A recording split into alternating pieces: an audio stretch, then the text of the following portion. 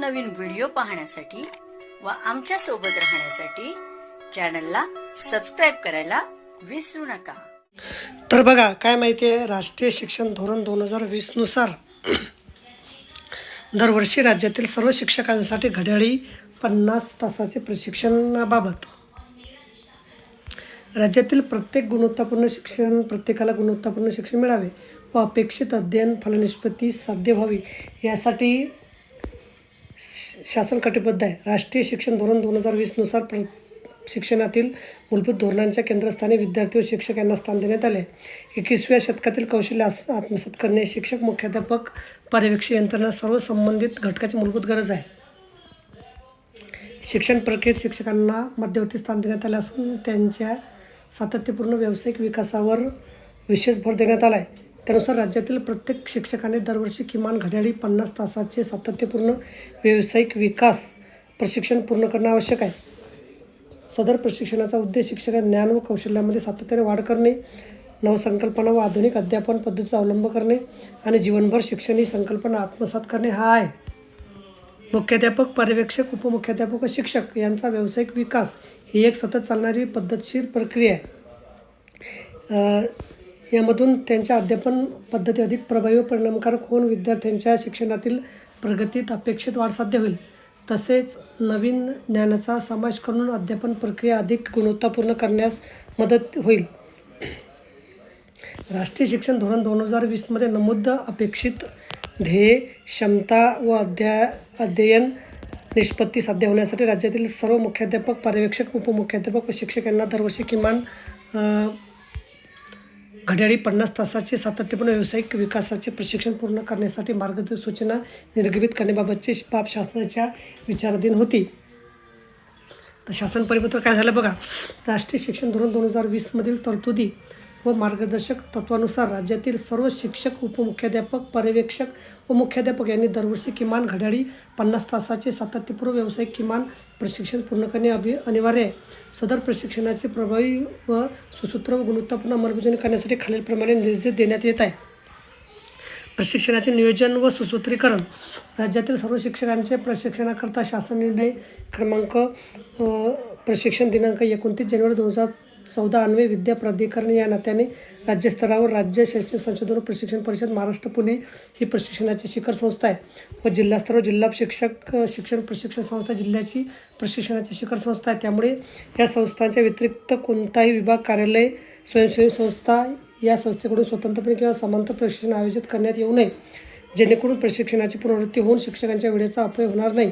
अशा सर्व संस्थांचे प्रशिक्षण साहित्य व राज्य शैक्षणिक संशोधन प्रशिक्षण परिषद महाराष्ट्र पुणे मार्फत तांत्रिक पडताळणीनंतर व आवश्यकतेनुसार प्रशिक्षण मुख्य आराखड्यात समाविष्ट करावे। तसेच विविध संस्थांमधील उत्कृष्ट प्रशिक्षकांचे राज्यस्तरीय प्रशिक्षण तज्ज्ञ मार्गदर्शक म्हणून सहाय्य घेण्यात यावे।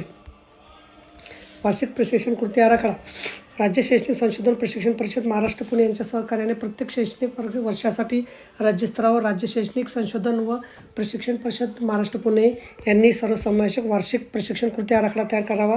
यामध्ये प्रत्यक्ष ऑनलाईन प्रशिक्षण व शिक्षण परिषदा इत्यादी बाबीचा समावेश करण्यात यावा। प्रशिक्षणाचे नियोजन अशा प्रकारे असावे की शिक्षकांना जास्तीत जास्त वेळ वर्गातील प्रत्यक्ष अध्यापनासाठी उपलब्ध होईल। अनावश्यक प्रशिक्षणामुळे शिक्षक शाळेपासून व वर्गाध्यापनापासून दूर राहणार नाहीत याची दक्षता घ्यावी। दरवर्षी एप्रिलमध्ये राज्य शैक्षणिक संशोधन व प्रशिक्षण परिषद महाराष्ट्र पुणे मार्फत प्रशिक्षणाचे संपूर्ण वर्षभराची वेळापत्रक प्रसिद्ध करण्यात यावं। त्यामुळे शिक्षकांना त्यांच्या रजा किंवा शालेय अध्यापनाचे नियोजन करता येईल। प्रशिक्षण आयोजनाची कार्यपद्धती यामध्ये प्रशिक्षणाचा निश्चित मोड ऑनलाईन आणि ऑफलाईन आणि कॅफेटेरिया या दृष्टिकोन आधारित प्रशिक्षण विद्यार्थ्यांना त्यांच्या अभ्यासक्रम आणि स्थानिक गरजांनुसार प्रशिक्षण निवडण्याची स्वायत्तता प्रदान करावी। ऑनलाईन, ऑफलाईन कार्यशाळा, सेमिनार आणि सेवांतर्गत प्रशिक्षणापासून ते ऑनलाईन अभ्यासक्रम, वेबिनार, सहयोगी समवयस्क शिक्षण, कृती संशोधन आणि व्यावसायिक शिक्षण समुदायामध्ये सहभाग, अध्यापन पद्धतीतील बदल, कौशल्याधारित शिक्षण, मूल्यांकन पद्धती, डिजिटल शिक्षण, शाळा साधनाचा वापर, आधुनिक तंत्रज्ञान तसे विद्या केंद्रित अध्यापन या विषयाचा समावेश करण्यात यावा। प्रत्यक्ष ऑफलाईन प्रशिक्षण सदर प्रशिक्षण एकूण 30 तासाचे शासनाच्या प्रचलित प्रशिक्षण धोरणानुसार उदाहरणार्थ 5 दिवस 6 तास राहील। प्रशिक्षणाची अंमलबजावणी राज्यस्तरापासून ते केंद्रस्तरापर्यंत कॅस्केड पद्धतीने करण्यात यावी. प्रत्येक प्रशिक्षण वर्गात बॅच 40 ते 50 शिक्षक असावे. प्रशिक्षणासाठी प्रशिक्षण विषय निश्चिती, घटक संच, साहित्य निर्मिती करणे, सुलभ प्रशिक्षक निश्चिती, वेळापत्रक निश्चित करणे, प्रशिक्षण मूल्यमापन, गुणधर पद्धती ठरवणे व अनुध्यापन करणे इत्यादी जबाबदारी राज्य शैक्षणिक संशोधन प्रशिक्षण परिषद महाराष्ट्र पुणे यांची राहील. प्रशिक्षणाची उपस्थिती व प्रशिक्षण मूल्यमापनाच्या गुणांची नोंद इत्यादी बाबी विद्या समीक्षा केंद्रामार्फत करण्यात येईल. समूह साधन केंद्र स्तरावरील शिक्षण परिषदा प्रशिक्षण दिनांक 1 सप्टेंबर 2016 अन्वये दरमहा शिक्षण परिषदा आयोजित करण्यात येतात. शिक्षकांच्या अध्यापन कौशल्यात सातत्यपूर्ण सुधारणा करणे, विद्यार्थ्यांच्या शैक्षणिक गुणवत्तेत वाढ करणे, अध्यापनातील अडचणीवर सामूहिक चर्चा करून उपाययोजना ठरविणे, नवप्रक्रम उत्कृष्ट अध्यापन पद्धतीची देवाणघेवाण करणे, राष्ट्रीय शैक्षणिक धोरण 2020 सुधारित अभ्यासक्रम, पाठ्यपुस्तके, सेतुवर्ग, मूल्यांकन पद्धतीची माहिती मिळवण्याचे उत्तम व्यासपीठ म्हणजे केंद्रस्तरावरील शिक्षण परिषदा होय. शिक्षण परिषदाचे विषय स्पष्ट व उद्दिष्टपूर्ण उपयुक्त असावेत. विविध अध्यापन पद्धती, मूल्यांकन पद्धती, शैक्षणिक साधनांचा वापर, वर्ग व्यवस्थापन याचा वापर करावा. तसेच शिक्षण परिषद सहभागात्मक कृती प्रदान असावी. व्याख्यात पद्धती टाळून प्रात्यक्षिक व चर्चात्मक पद्धतीचा अवलंब करावा. शिक्षकांच्या संकल्पनांना प्रोत्साहन देऊन उत्कृष्ट कार्याचा गौरव करावा. विद्यार्थ्यांच्या संपादनात्मक पातळी सुधारणा करण्यासाठी कृती आराखडा तयार करणे, शिक्षकांमधील नाविन्यपूर्ण प्रयोगाचे सादरीकरण करणे, ज्या शिक्षकांनी आपल्या शाळेत पटसंख्या वाढवण्यासाठी किंवा गुणवत्तेसाठी विशेष काम केले आहे त्यांना सादरीकरणाची संधी द्यावी. एखाद्या कठीण संकल्पनेवर आधारित आदर्श पाठ घेऊन दाखवावा. शिक्षण परिषदामध्ये समूह साधन केंद्र समन्वयक यांनी केवळ नियंत्रक म्हणून न राहता सुलभक म्हणून या विभागाच्या संदर्भ क्रमांक 6 येथील दिनांक 21 ऑगस्ट 2025 शासन निर्णयाप्रमाणे भूमिका बजवावी. प्रत्येक परिषदेचे इतिवृत्त केंद्रस्तरावर समूह साधन केंद्र समन्वयक यांनी जतन करावे. प्रत्येक शिक्षण परिषदेमध्ये प्रशिक्षणाची उपस्थिती अनिवार्य राहील. तसेच त्यांची VSK पोर्टल ॲपवर समूह साधन केंद्र समन्वयक यांच्याद्वारे उपस्थिती नोंदवली जाईल. परिषदेत ठरवलेल्या गोष्टीची प्रत्यक्ष वर्गातील अंमलबजावणीबाबत समूह साधन केंद्र समन्वयकांनी शाळा भेट दरम्यान पडताळणी करावी. दरम्यान शिक्षण परिषदेतील जास्तीत जास्त 10 घड्याळी तासिका 50 तासाचा प्रशिक्षण कालावधी पूर्ण करण्यासाठी गृहीत धरल्या जातील. हा कालावधी ऑफलाईन प्रशिक्षणाचा भाग राहील. केंद्रातील 100% मुख्याध्यापक, पर्यवेक्षक, उपमुख्याध्यापक व शिक्षक यांचे 50 तासाचे सातत्यपूर्ण व्यावसायिक विकास प्रशिक्षण वेळेत पूर्ण होईल याची जबाबदारी संबंधित समूह साधन केंद्र समन्वयक याची राहील. ऑनलाईन प्रशिक्षण हे प्रशिक्षण एकूण 20 घड्याळी तासाचे राहील. प्रत्येक महिन्याचे साधारणतः 2 तासाचे प्रशिक्षण पूर्ण करणे प्रत्येक प्रशिक्षणार्थ्यावर बंधनकारक राहील. सदर प्रशिक्षण दीक्षा, स्वयं, निष्ठा प्लॅटफॉर्म तसेच NCERT, CBSE, CIET, आयगॉट शासन मान्यताप्राप्त संस्थेमार्फत उपक्रम व अधिकृत शासकीय पोर्टल फॉर्मवर उपलब्ध असणाऱ्या अभ्यासक्रम अथवा राज्य शैक्षणिक संशोधन प्रशिक्षण परिषदेने विकसित केलेले ऑनलाईन अभ्यासक्रम यातून शिक्षकांना 20 तासाचे प्रशिक्षण पूर्ण करणे बंधनकारक राहील. ऑनलाईन प्रशिक्षण पूर्ततेनंतर डिजिटल प्रमाणपत्र प्राप्त करून घेणे प्रत्येक प्रशिक्षणार्थीची जबाबदारी राहील. वरिष्ठ व निवड श्रेणी प्रशिक्षण. वरिष्ठ व निवड श्रेणी प्रशिक्षण शासनाने व चट्टोपाध्याय वेतन श्रेणीच्या शिफारशीनुसार शिक्षकांना वरिष्ठ व वेतन श्रेणी, निवड वेतन श्रेणीसाठी वेगळे प्रशिक्षण देण्याची आवश्यकता अधोरेखित केली गेली असल्याने हे प्रशिक्षण वरिष्ठ वेतन श्रेणी व निवड श्रेणीसाठी ग्राह्य धरण्यात येणार नाही. नवनियुक्त शिक्षक प्रशिक्षण. नवनियुक्त शिक्षक प्रशिक्षणाच्या तासिका सातत्यपूर्ण व्यावसायिक प्रशिक्षणाकरता ग्राह्य धरल्या जातील. प्रशिक्षक निवड व सक्षमीकरण. प्रशिक्षण भेटीदरम्यान जसे निर्देशनास आले आहे की ठराविक शिक्षकाकडे राज्यस्तरापासून जिल्हास्तर, तालुका व केंद्रस्तरापर्यंत सर्व विषयाचे प्रशिक्षक म्हणून जबाबदारी घेण्यात येते. त्यामुळे शिक्षकांना वर्ग अध्यापनासाठी वेळ कमी मिळतो. त्यापुढे राज्य साधन SRG, जिल्हा साधन गट, DRG, गट साधन SRG व समूह साधन केंद्र CRG गटाची शासन निर्णय दिनांक 17 ऑक्टोबर 2016 प्रमाणे पुनर्रचना करून त्यांचे सक्षमीकरण करण्यात यावे. या गटामध्ये ज्या शिक्षकांच्या वर्गातील 100% विद्यार्थ्यांना सर्व शालेय विषयामध्ये किमान 80% क्षमता अध्ययन फलनिष्पत्ती प्राप्त झाले आहेत अशा शिक्षकांची विविध प्रक्रियेद्वारे प्रशिक्षक म्हणून निवड करण्यात यावी.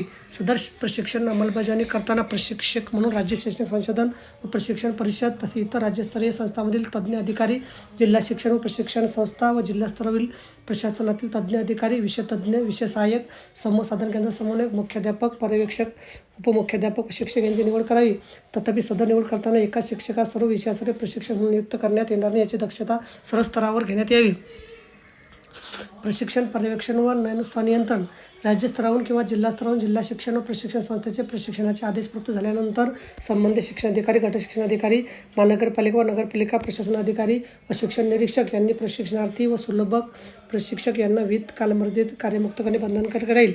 असे झाल्यास संबंधित अधिकाऱ्यांना जबाबदार धरण्यात येईल. असं न झालं तर तसेच प्रशिक्षणासाठी गैरहजर राहणाऱ्या अर्धवट प्रशिक्षण करणाऱ्या प्रशिक्षणावर शासन निर्णय सामान्य प्रशिक्षण विभाग 23 ऑक्टोबर 2011 अन्वये राज्य प्रशिक्षण धोरणानुसार जिल्हा शिक्षण प्रशिक्षण संस्था व राज्य शैक्षणिक संशोधन प्रशिक्षण परिषद महाराष्ट्र पुणे यांनी कार्यवाही प्रस्तावित करावी. प्रशिक्षण विषय मुख्य क्षेत्रे प्रशिक्षणामध्ये खालील प्रमुख घटकाचा समावेश असावा. राष्ट्रीय शैक्षणिक धोरण 2020 मुख्य तरतुदी, नवीन अभ्यासक्रम, पाठ्यक्रम आधारित बहुभाषिकता, 5-3-3-4 संरचना, व्यावसायिक नीतिमत्ता, संवैधानिक मूल्यासह कोर व्हॅल्यू ऑफ एथिक्स, विषय विशिष्ट प्रशिक्षण, कृती संशोधन, अध्यापनशास्त्र, व्यावसायिक शिक्षण, पायाभूत साक्षरता, संख्याज्ञान, FLN, भाषा विकास, गणितीय संकल्पना, खेळातून शिक्षण, आनंददायी शिक्षण, तसेच पर्यावरण मूल्य शिक्षण, पर्यावरणीय समस्याबद्दल जागरूकता, प्रदूषण, हवामान बदल, नैसर्गिक साधनांचे संवर्धन व प्रदूषण कमी करण्यासाठी सक्रिय सहभाग, प्रगत अध्यापनशास्त्र, नाविन्यपूर्ण अध्यापन पद्धती, कृतीवर आधारित शिक्षण, अनुभवजन्य शिक्षण, विद्यार्थ्याच्या मूल्यमापनातील अध्ययन फल निष्पत्ती विचारात घेऊन गरजानिष्ठित व मागणीनुसार प्रशिक्षण, तसेच क्षमताधारित अध्यापन, विद्यार्थ्याच्या प्रज्ञेवर भर, विद्यार्थ्याने विशिष्ट कौशल्ये आणि ज्ञान, वैयक्तिक गती, डिजिटल साक्षरता, कृत्रिम बुद्धिमत्ता, साहित्य निर्मिती, AI, सायबर सुरक्षा, सुरक्षित इंटरनेट वापर, समावेशक शिक्षण व समुपदेशन, दिव्यांग विद्यार्थ्यांचे शिक्षण, विद्यार्थ्याचे मानसिक आरोग्य, पोक्सो कायदा, सातत्यपूर्ण संरक्षण मूल्यमापन, नवीन समग्र प्रगती पुस्तक, HPC, प्रश्नपेढी निर्मिती आणि डेटा विश्लेषण, पॅट सराव चाचण्या विश्लेषण, स्कॅप, तसेच अध्ययन निष्पत्तीचे मूल्यांकन, विद्यार्थ्यांमध्ये अपेक्षित असणारे ज्ञान, कौशल्य, दृष्टिकोन आणि वर्तणुकीतील बदल, मूल्यमापन, नेतृत्व, व्यावसायिक नैतिकता, शाळा व्यवस्थापन, नेतृत्व गुण, शालेय व्यवस्थापन समिती सक्षमीकरण, शिक्षकांची आचारसंहिता, तसेच वेळोवेळी केंद्र शासन व राज्य शासन यांनी गरजेनुसार घेण्यात आलेल्या नवीन विषयाचा समावेश करण्यात यावा. तांत्रिक सुविधा व संगणक केंद्राचा वापर, राज्यामध्ये स्टार्स प्रकल्प आणि राज्य शासनाच्या विविध तरतुदीमधून सर्व जिल्हा शिक्षण प्रशिक्षण संस्था व ज्या जिल्हा शिक्षण प्रशिक्षण संस्थेत जागा उपलब्ध नसेल अशा जिल्ह्यामध्ये जागा उपलब्धीनुसार जिल्हा मुख्यालयाच्या मोठ्या शाळांमध्ये बहुउद्देशीय संगणक केंद्र उभारण्यात आले आहे. या केंद्रामध्ये 50 ते 150 संगणकाचा संच, हायस्पीड इंटरनेट आणि अद्ययावत सॉफ्टवेअर्स उपलब्ध आहेत. अशा ठिकाणी प्रशिक्षणार्थींना शिक्षकांना ऑनलाईन प्रशिक्षण पूर्ण करण्यासाठी या बहुउद्देशीय संगणक केंद्राचा वापर करण्यात येईल.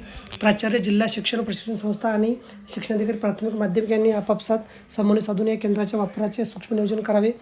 या सुविधेचा जास्तीत जास्त शिक्षण लाभ घेतील अशा पद्धतीने प्रशिक्षणाचे वेळापत्रक तयार करावे. ही केंद्रे केवळ संगणक व लॅब न राहता ते सेंटर ऑफ एक्सलन्स म्हणून विकसित केली जावीत. तसे नाविन्यपूर्ण शैक्षणिक प्रयोग, कंटेंट निर्मिती आणि डिजिटल साक्षरता वाढवण्यासाठी केंद्राचा उपयोग करावा. मुख्याध्यापक, पर्यवेक्षक, उपमुख्याध्यापक, शिक्षक आणि प्रशिक्षक यांनी विविध ऑनलाईन प्रशिक्षणामध्ये सहभागी होण्यासाठी केंद्रातील सुविधेचा वापर करण्याची मुभा द्यावी. विद्या समीक्षा केंद्राची भूमिका, प्रशिक्षणार्थ्यांच्या प्रशिक्षण प्रगतीचे निरीक्षण व स्वनियंत्रण डॅशबोर्डच्या माध्यमातून विद्या समीक्षा केंद्रामार्फत करण्यात यावे.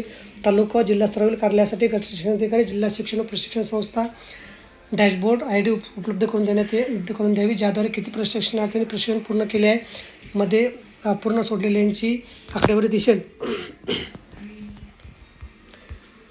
विद्या समीक्षा केंद्र पोर्टल ॲपद्वारे प्रशिक्षण समन्वयक यांना प्रत्यक्ष ऑनलाईन प्रशिक्षण शिक्षण परिसरामधील प्रशिक्षणार्थीची उपस्थिती भरण्यासाठी लॉगिन उपलब्ध करून द्यावा, जेणेकरून प्रत्येक प्रशिक्षणार्थीची सर्व ऑफलाईन प्रशिक्षणाची सद्यस्थिती त्यामध्ये नोंदवता येईल.